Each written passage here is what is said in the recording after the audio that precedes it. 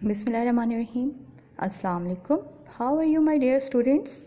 Today we are going to start our next unit of class 8.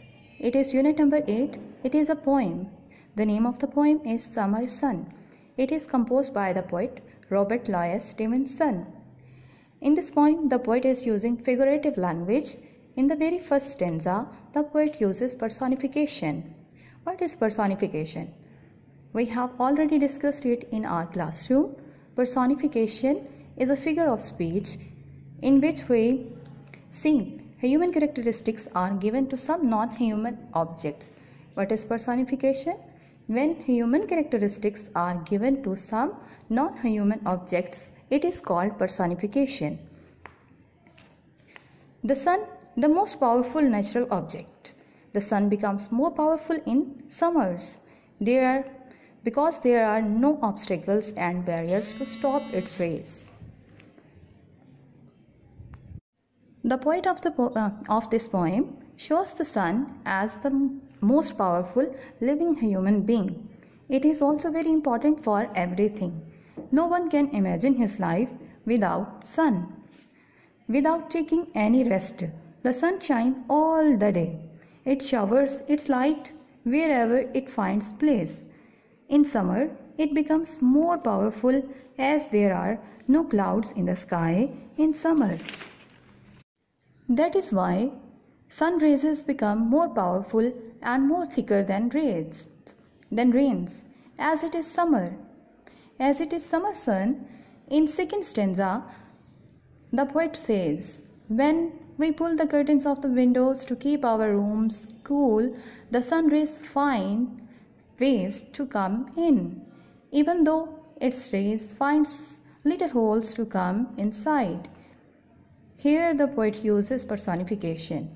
Yet he will find a chink or two to slip his golden fingers through.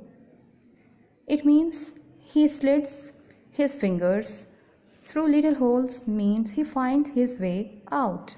In third stanza, the poet discusses which are the ways he finds his way. He finds his way through keyholes, broken tiles, etc.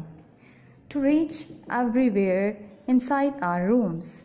He even makes the spider webs with the sunshine. We can just admire it. In the fourth stanza, he shows his face to the garden. We all know what are in the gardens. All the plants, grass and flowers are there in the garden. The sun provides its warmth to every place there in the garden. Even in the inmost nook. Nook means corner. The very hidden corner of the garden. Because all the objects of the garden need sunshine, sunlight in order to live and grow. Let's discuss the fifth stanza. The sun even reaches the hills, brightens up the sky, moves with the air in the same way as it moves. Means as air moves, the sun rays also move. He takes care of every garden like a loving, caring and responsible gardener.